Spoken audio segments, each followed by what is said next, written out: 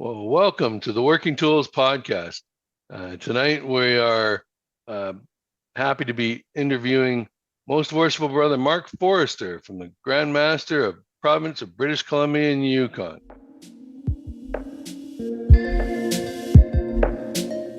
Ladies and gentlemen, brethren all, welcome to the Working Tools Podcast, a casual conversation around Freemasonry. First, it's important to note that our thoughts and opinions are our own and do not reflect those of our Grand Lodge or respective craft or concordant bodies. Please connect with us and ask questions via our website at theworkingtoolspodcast.com. Thank you, Steve.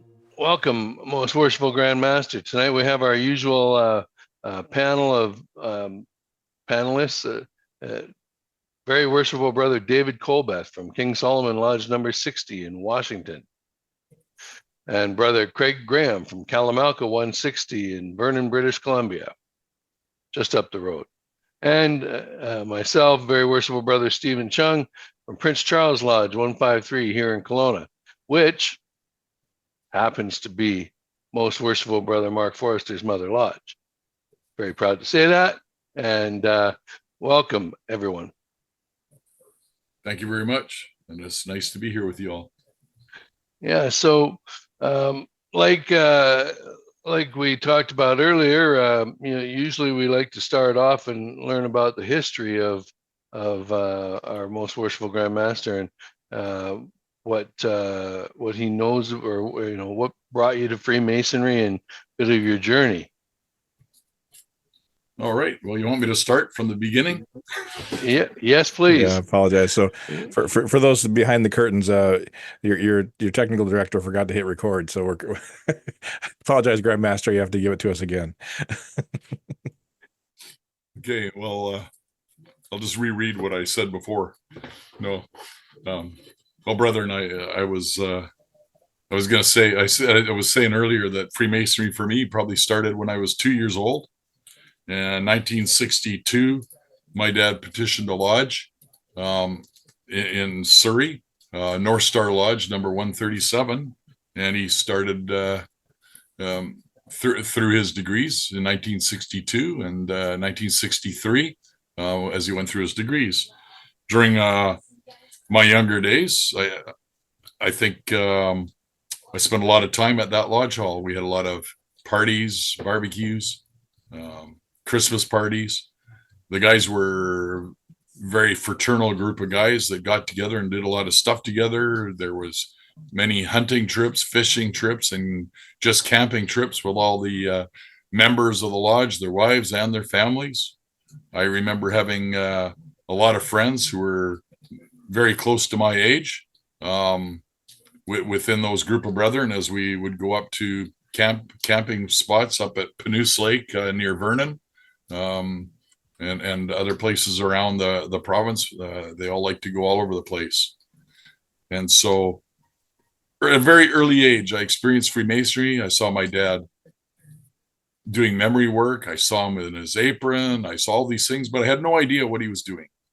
No idea when he left to go to lodge, and we weren't with them. We knew what he did when we were there. He ate a lot of hot dogs, and I learned how to do that from him.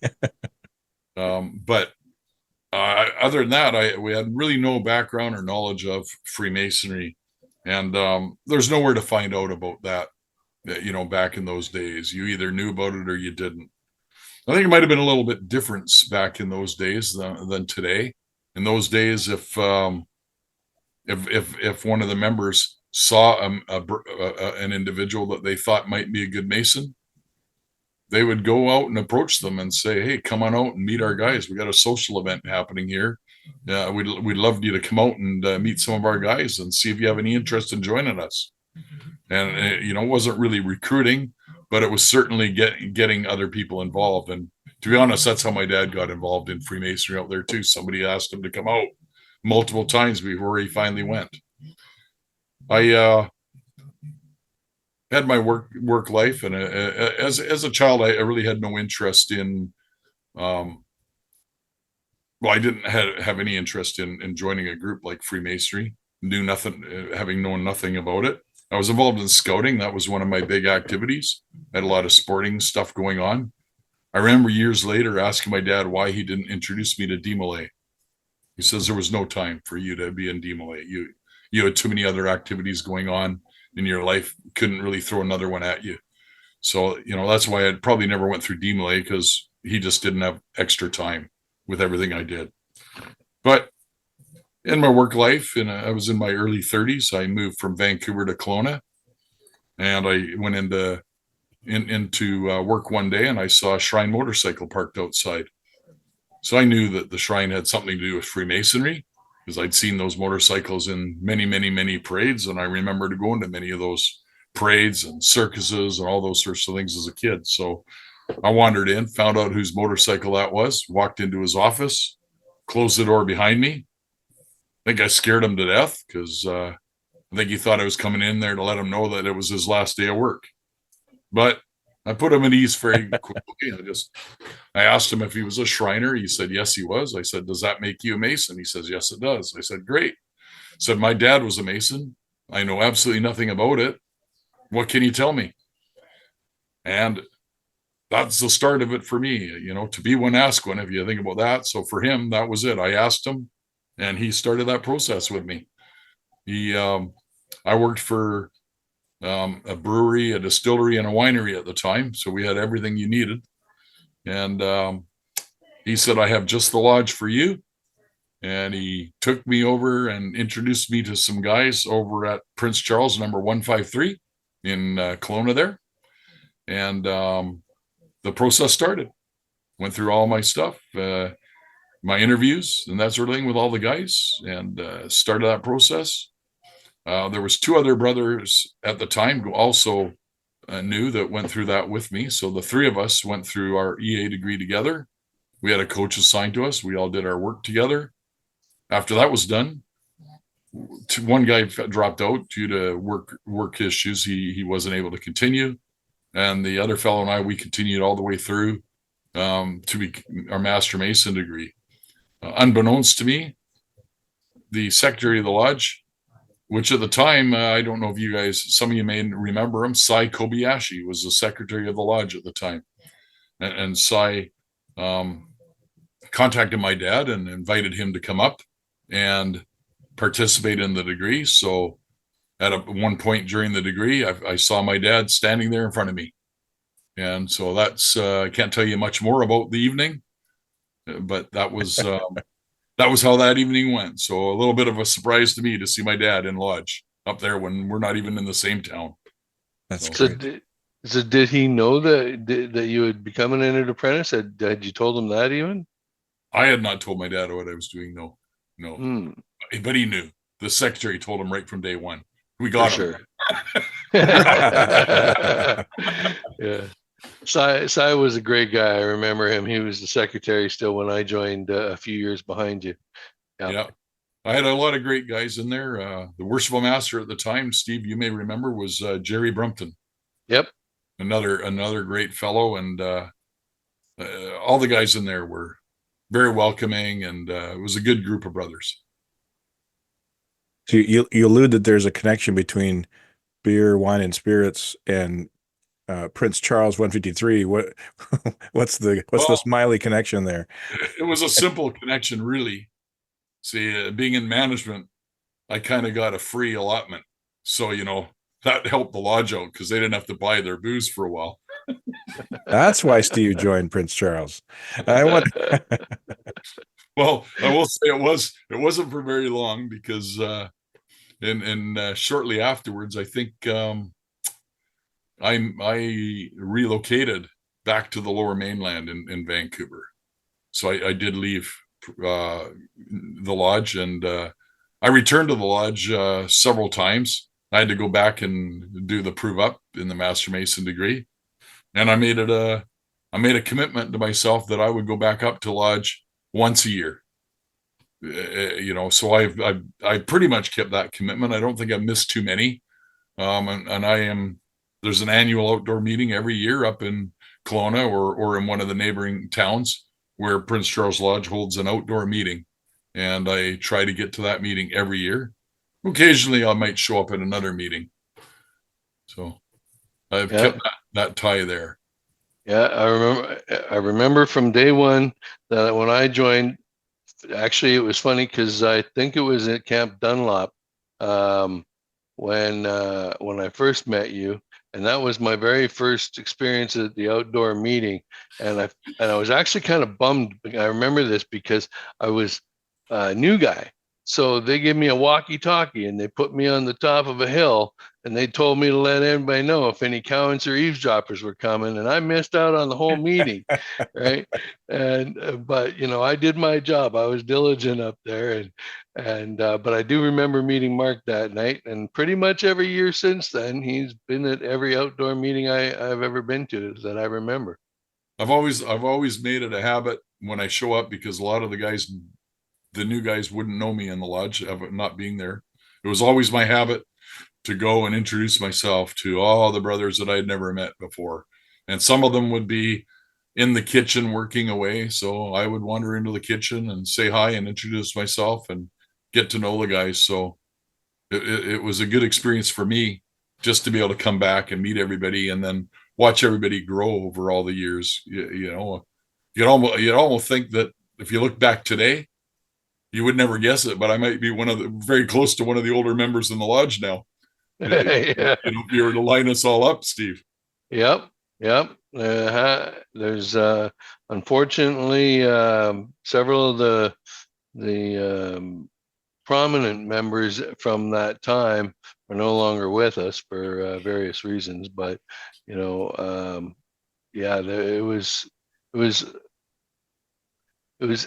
I remember all of those guys that were prominent members of Prince Charles Lodge when I joined were very much as Mark described his dad's experience, where they were camping buddies, fishing buddies. They traveled together, and they did a lot of Masonic traveling, and they did usually when they did an annual camp out thing, they would always try and tie something in Masonic with it too, right? But they were a very fraternal group at our lodge.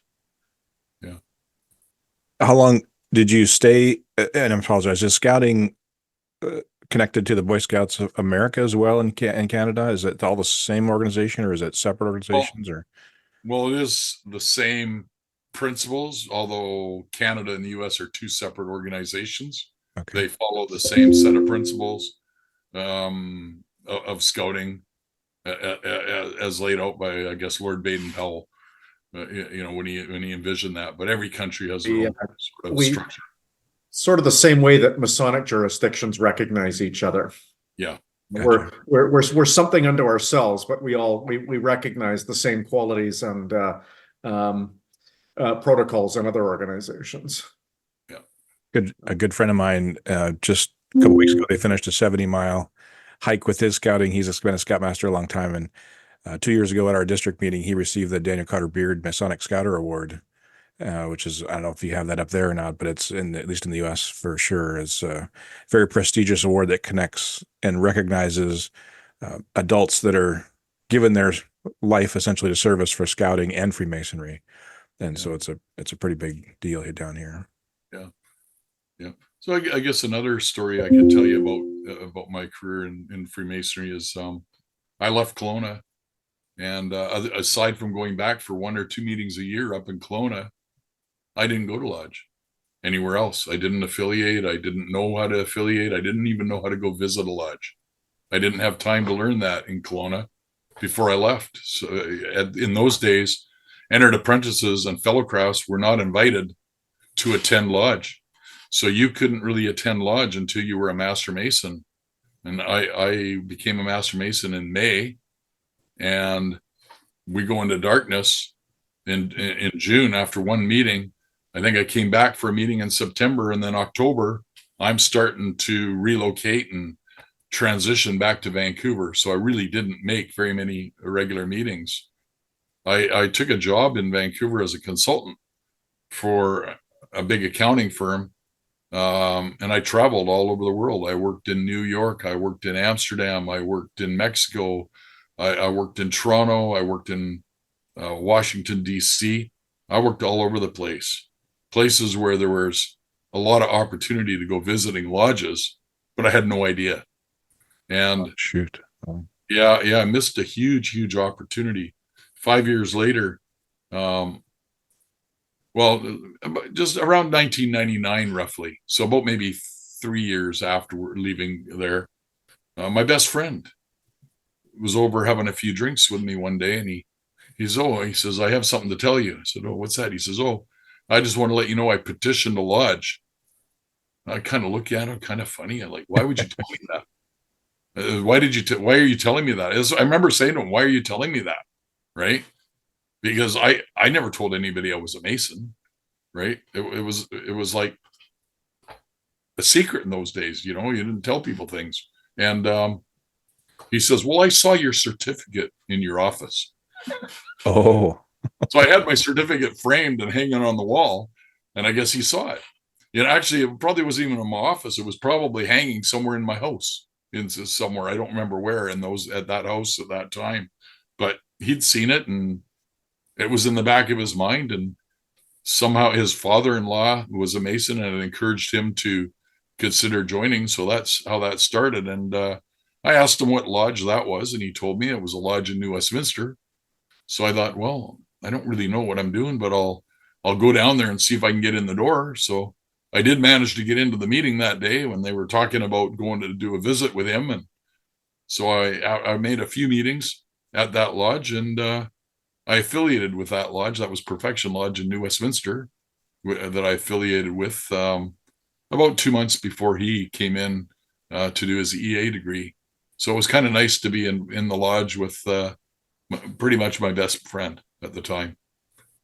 So that was great to be able to do that. The other interesting thing was, I told you I was a consultant, and I traveled to all those countries and all those cities all over the place. And one of my coworkers, he, after about 5 years, he retired. Well, I didn't really retire. He'd had enough traveling. And so he decided to go home. He lived in Calgary. And shortly after that, I got positioned at a client in Calgary. So away I went to Calgary, and now I'm back in Freemasonry. Now I know how to visit and do some things. So I left my hotel and I wandered over to, well, I guess the lodge was Perfection Lodge, number 9 in Calgary.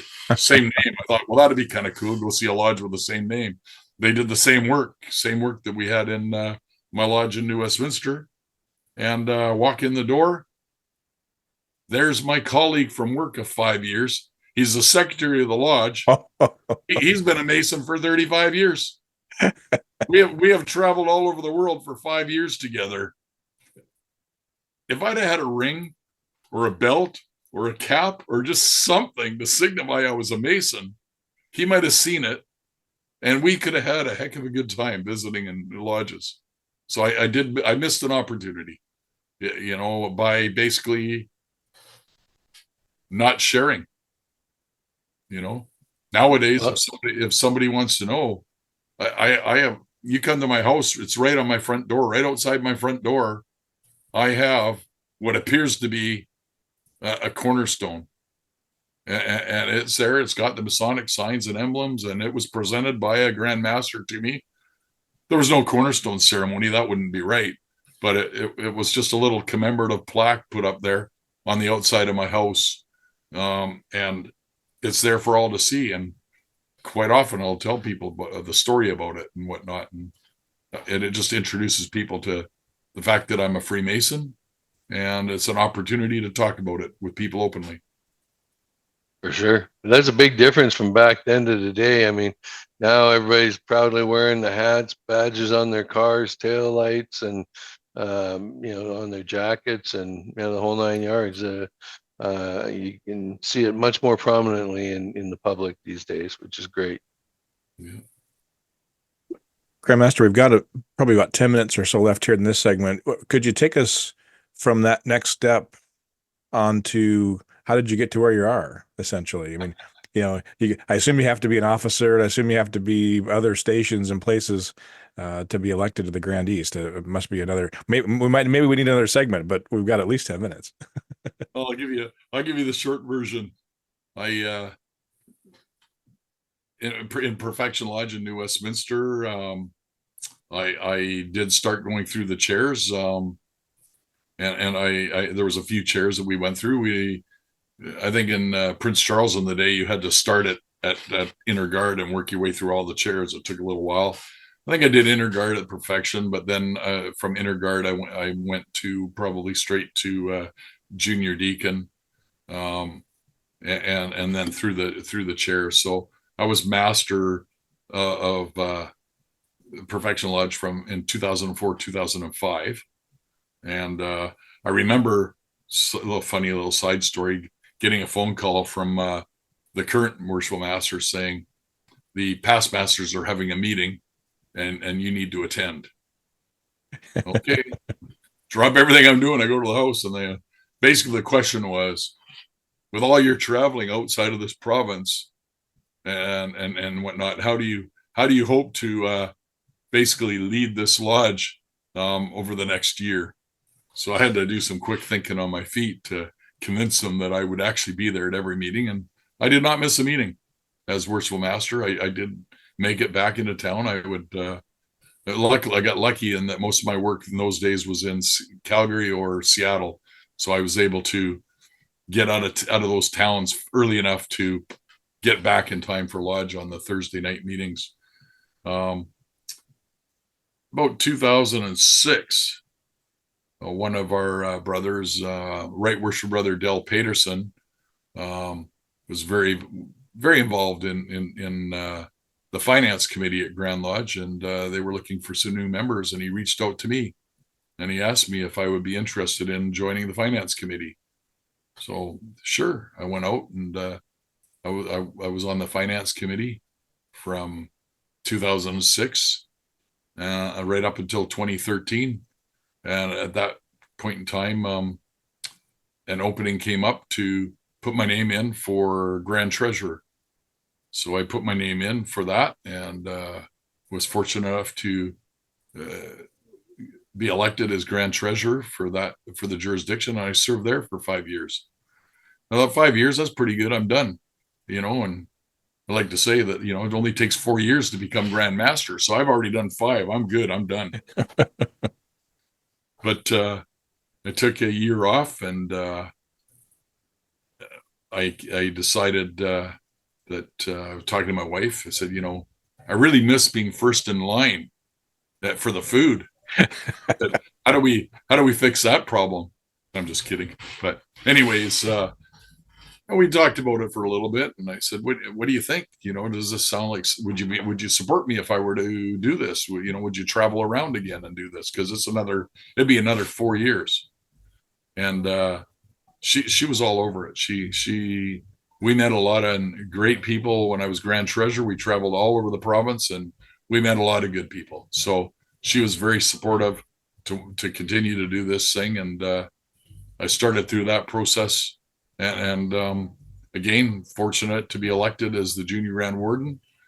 I didn't do so good in the first year, so they made me do it a second time. So I had to do Junior Grand Warden twice. And I'm just kidding. That was COVID. COVID hit, and in our jurisdiction, we could not hold our Grand Lodge that year. So because we couldn't have a Grand Lodge, we weren't able to have the elections, and we weren't able to do what we needed to do in order to move forward. So our Grand Master extended everybody's term for 1 year. So it took me 5 years to get through this line. So that's basically the background of how that all started. That's great. So you transitioned from Calgary back to Vancouver then? Well, the Calgary was just jobs. Temporary. Right? Oh, just a temporary. Yeah, okay. yeah. Just Okay. I would travel a week at a time. I'd leave Sunday or Monday and come home Thursday. Gotcha. Yeah. Interesting. Very cool. What a life traveling all over. If we were in the U.S., we'd ask you if you work for a company that has 3 initials or not. Can you tell us what you were doing? Well, that's cool. Yeah, I was a financial consultant working with sure, consultant. Big. I was working with the big Fortune 500 companies. So I worked for KPMG, which is a top tier accounting firm. Yeah.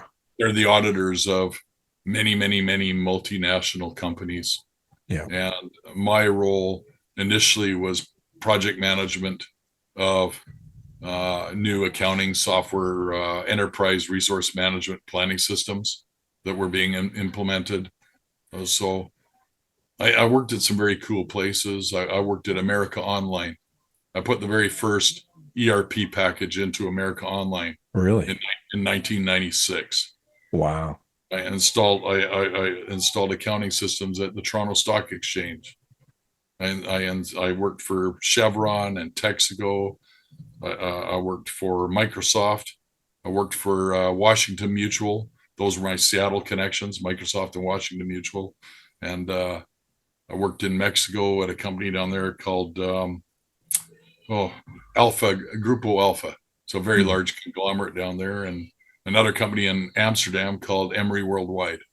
And these were installing accounting softwares, or later in my career, it was purchasing softwares. So that was my expertise.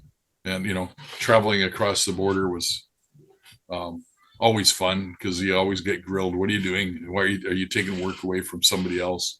But luckily I was an intercompany employee of the firm. And so I could work pretty much anywhere, because I wasn't working directly for these individual companies. I was working for the accounting firm, and managing their people, like SAPs and Oracles and things like that. So yes, a little mid-tier product at the time called Computron, and but we were involved in some projects with SAP, both locally and Calgary. I did some of that. I work in EDI billing, so electronic data interchange, electronic billing, invoicing. Electronic invoicing is primarily for Expeditors International, global logistics company in Seattle there. Yeah. Doing integration with SAP right now, it's a nightmare because the customer doesn't know how to use the software. That became our expertise in our later years.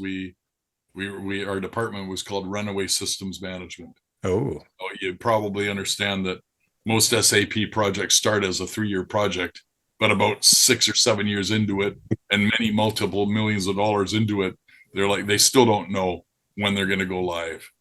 So our team would come in and we would take them live on SAP within 6 months.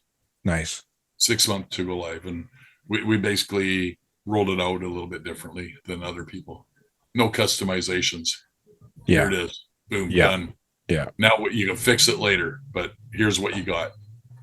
Yeah, that's great. So are you still working now then, Mark? Are you retired or? No, I still work, but I work from home. I still do financial consulting stuff as chief financial officers for various companies that I work with. Some of them are publicly traded, and some of them are working to become publicly traded.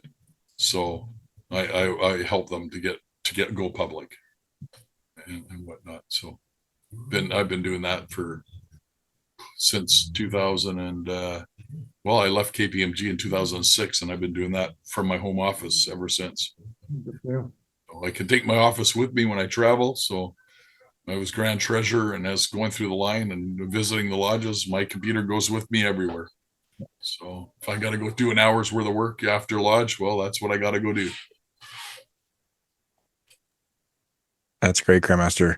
Well, thank you so much for joining us on this first segment to get to know you a little bit, where you came from and how you got to where you are. Would you be open to another conversation about your planned year here? Certainly. Excellent. Excellent. Well, thank you so much. And folks, we hope that you get a chance to like and subscribe to our channel, and to watch other shows and watch this next segment as well. So thank you so much for listening to the Working Tools Podcast. Good night.